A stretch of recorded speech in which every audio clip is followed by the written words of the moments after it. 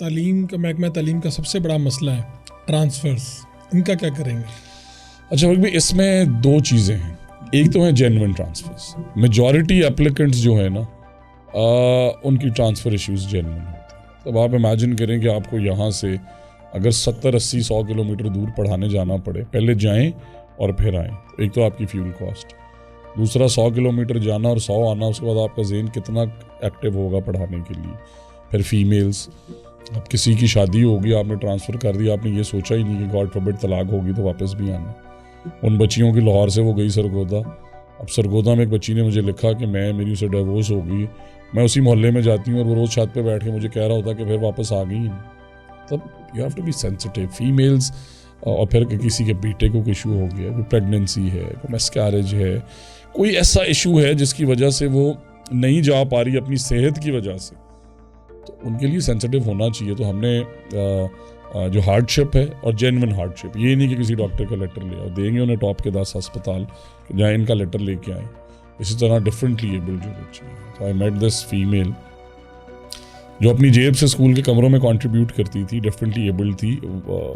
वालिद पंजाब में यहाँ जॉब करते थे, रहने वाले किसी और सूबे के थे, उनकी डेथ हो गई।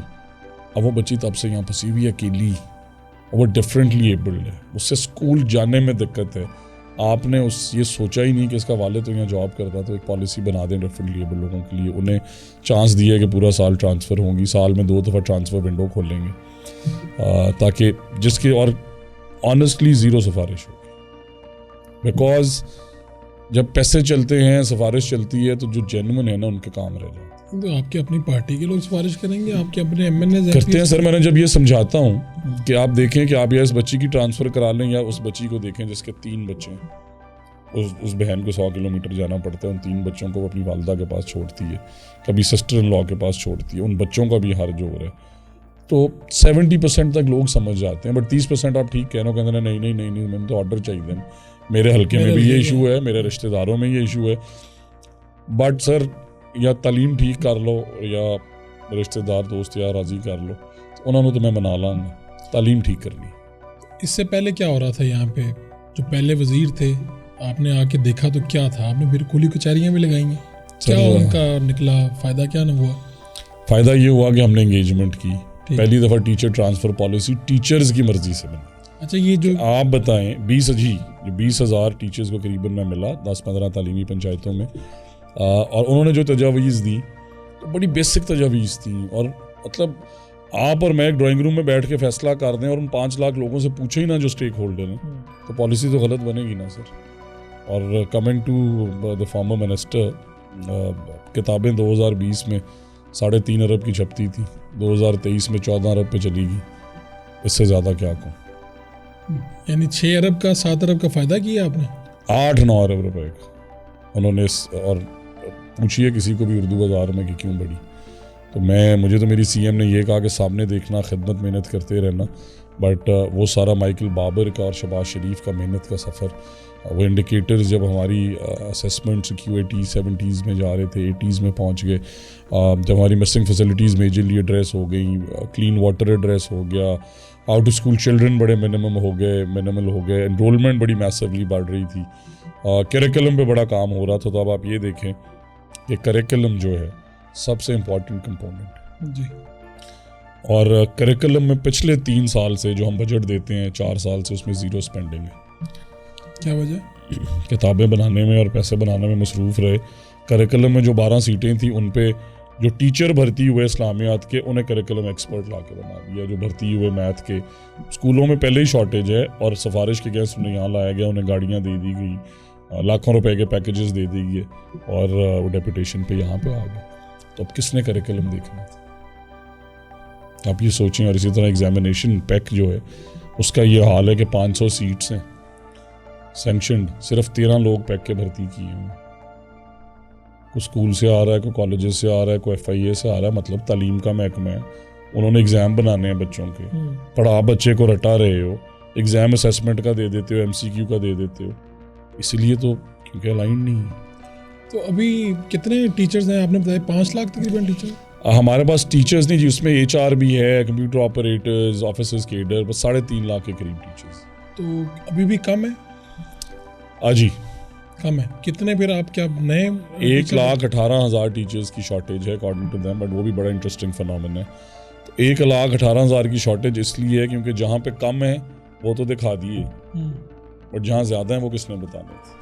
तो एक ही तहसील में ऐसा स्कूल भी है जहाँ 100 बच्चों पे 10 टीचर हैं, और ऐसा भी है जहाँ 100 बच्चों पे 2 टीचर। तो पॉलिसी क्या है, कितने बच्चों पॉलिसी ये है, normally sir student teacher ratio जो है आइडियली 30 प्लस माइनस होनी चाहिए। 40 तक भी जा रहे हैं, बीकन हाउस एजुकेटर्स मॉडल की 35 है, 40-45 तक भी दुनिया चली जाती है। द टीचर्स गुड, हमारी 29। तो देखें 1 करोड़ बच्चा है अब तकरीबन, 3.5 लाख टीचर हैं, डिवाइड कर लें, STR 29 की बनती है। मैंने फिर ये सोचा कि दुनिया से बेहतर STR है, क्यों 1.25 लाख टीचर चाहिए। जब वहाँ पे गए तो पता चला कि 15-20 हज़ार तो रैशनलाइजेशन से एड्रेस हो सकते हैं। ठीक है, इधर से इधर ले जाएं एक ही शहर में, टीचर्स को भी इशू नहीं होगा, सेम फैसिलिटी सेम शहर। फिर आपने क्या किया कि आपने रूरल एरियाज़ के टीचर्स को हार्डशिप अलाउंस नहीं दिया, ट्रैवलिंग अलाउंस नहीं दिया। अब मुझे जो 30 किलोमीटर जाना पड़े और या मैं अपने घर के करीब ही पढ़ा लूँ, तो मैं कौन सी ऑप्शन लूँगा, ऑब्वियसली ये वाली। तो इसलिए उसे रैशनलाइज कर रहे हैं कि जो टीचर्स दूर जाते हैं, जो बहनें भाई 3-3 रिक्शे बदलते हैं, 3-3 बसेस, उनकी स्कूटीज़ के लिए भी जंग लड़ रहा हूँ। बट टीचर रैशनलाइजेशन से 15-20 हज़ार एड्रेस होंगी।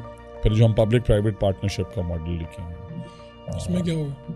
उसमें सर पहले फेज़ में जो स्कूल्स जिनमें या 0 टीचर है और या 1 टीचर है, और उस 1 टीचर को भी फंसा दिया गया कि क्योंकि यहाँ पे टीचर नहीं है तो तुम यहीं रहोगे, तुम्हारी ट्रांसफ़र भी नहीं हो सकती। तो उन स्कूल्स को हम EMOs को देने जा रहे हैं। मलकियत हमारी है, मॉनिटरिंग हम करेंगे, पैसे हम देंगे, बच्चे फ्री ऑफ कॉस्ट पढ़ेंगे।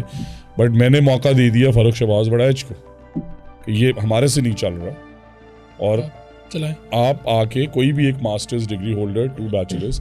सर देखें, जिसका ये भी ऐड भी आया था, उस्ताद खाली सरकारी स्कूल का उस्ताद नहीं, हर पढ़ाने वाला उस्ताद। ठीक है, वो प्राइवेट सेक्टर में जो डिग्रीज लेके लाखों नौजवान फिर रहे हैं, उनके लिए एक ये बड़ा काबिल और सुनहरी मौका है। उनको जॉब भी मिल गई, खिदमत भी कर रहे हैं और पैसे भी कमा रहे हैं, बच्चों को स्कूल मिल गया। It is a good model. So हम सबको बराबर पैसे नहीं दे रहे। अगर वो परफॉर्म करेंगे 800,000 रुपए से लेके हम 2,000 रुपए तक उन्हें पर चाइल्ड। सो अगर वो प्राइमरी स्कूल से एलिमेंट्री उसमें से अपग्रेड करते हैं, एक और 100 ले लें, स्किल्स शुरू कराते हैं, एक और 100 ले लें, अच्छा, स्पोर्ट्स फैसिलिटी ऐड करते हैं, एक और 100 पे चाइल्ड। सो अगर आगे वहाँ 500 बच्चा है तो वो 50,000 महीने का 100 होता है। परफॉर्मेंस के ऊपर पैसे बढ़ते जाएंगे, परफॉर्मेंस के ऊपर एनरोलमेंट डबल करें, फिर और 100 ले लें, ट्रिपल करें, 200 ले लें पर child. I am talking about पहले ये हो रहा है जिस वजह से कुछ स्कूल्स बहुत अच्छा परफॉर्म कर रहे हैं और कुछ ऑर्गेनाइजेशंस ने स्कूल्स को बुरा हाल कर दिया, बिकॉज आप अच्छे और बुरे की तफरीक ही नहीं कर रहे, ना अच्छे बुरे टीचर की, ना अच्छे बुरे स्कूल की, ना अच्छे बुरे पार्टनर की। तो इसलिए everything has to be against their performance. मेरा तो ख्याल ये है, और हम ये करने जा रहे हैं समर में, कि परफॉर्मेंस बेस्ड प्रमोशंस भी होनी चाहिए। कई टीचर्स ऐसे हैं जिन्होंने PhDs कर ली, बट 14वें ग्रेड में 15 में फंसे हैं क्योंकि आपने कहा नहीं जी PET टीचर्स की नहीं होगी, SSTs की। भाई हर काबिल बंदे का हक है। आप ये यकीन करें कि मैं साहिवाल गया, ग्रेड 4 का एक एम्प्लॉय, मतलब एक माली चौकीदार केडर का बच्चा, उसने 2 MPhils कर लिया। उसे आप मौका नहीं दे रहे। आप नया बंदा 7वें ग्रेड में BA का भर्ती कर रहे हैं, 9वें में 12वें में, उससे मौका नहीं दे रहे जिसके पास तजर्बा है और वो पढ़ रहा है और वो ऊपर आ रहा है, क्योंकि वो तो सही आदमी था, उसने तालीम की जद्दोजहद की, तालीम से सीखा, तालीम हासिल की, उसे मौका दें प्रमोशन का। इस तरह कई टीचर्स हैं जिन्हें ऑनर्स डिग्रीज के साथ प्रमोशन नहीं मिल रही, SSTs के और इश्यूज़ हैं, PhDs प्रमोट नहीं हो रहे। क्यों नहीं हो रहे भाई? और फिर देखिए, मैंने स्पेशलिस्ट अगर इकोनॉमिक्स में की है, उसका मतलब ये नहीं है कि मैं काबिल टीचर हूँ। टीचर्स की एक सर्टिफिकेशन, हर MA उस्ताद नहीं है। तो ये सर्टिफिकेशन कहाँ से मिलेगी? सर्टिफिकेशन रिजीम लेके आ रहे हैं। अच्छा, आपने दूरबीन का एक मॉडल देखा होगा, शहजाद रॉय ने उसमें जी बिल्कुल काम किया, और उसे मलाला ने बड़ा सपोर्ट किया और ऑक्सफोर्ड यूनिवर्सिटी ने बड़ा सपोर्ट किया। तो हमारा ये मानना है कि जो भर्ती हो गए उनकी तो हम ट्रेनिंग ही कर सकते हैं, ट्रेनिंग ही करेंगे, बेहतर बनाया जा सकता है विद इन द सिस्टम। उन्हें, और जो नए भर्ती करने हैं they will be certified teachers, क्योंकि हमारे यहाँ तो ये सरकारी नौकरी के साथ जुड़ी हुई है बात। इसी वजह से ये शौक से नहीं पढ़ाते बाज अफराद, तो ये 450 अरब रुपए में से 400 अरब रुपए आप सिर्फ तनख्वाहें पेंशन दे रहे हैं।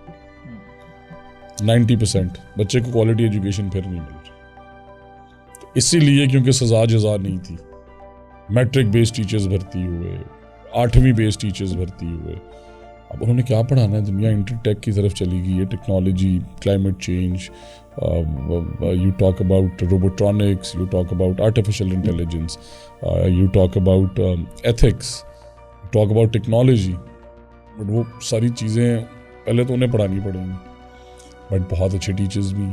इस तरह SSCs और AEOs के जो इशू चल रहा है आपने देखा होगा 14,000, अब जो मैट्रिक FA पे आए वो आपने परमानेंट कर दिए, और जो बेचारे मेरिट पे आए जेन्युइन और सारे टेस्ट दिए, उन्हें सारे एग्जाम्स दिए, उन्हें आपने परमानेंट नहीं किया। 12 साल हो गए। तो आप करने जा रहे हैं? जी मैं ज़रूर, मेरे एजेंडे पे दिस इज़ नंबर 1। मैं चाहता हूँ। कितने लोग हैं? 14,000 के करीब। आप परमानेंट करेंगे ना? इंशाल्लाह। मेरी चीफ मिनिस्टर साहिबा से भी इस पे 2-3 दफ़ा गुफ्तगू हो चुकी है, and she is also very keen. और मेरा ये मानना है और मेरा ये ईमान है कि अगर आप परफॉर्मर्स को मौका नहीं देंगे ना, तो वो भी डिसार्ट होकर बैठ जाएंगे नॉन परफॉर्मर में।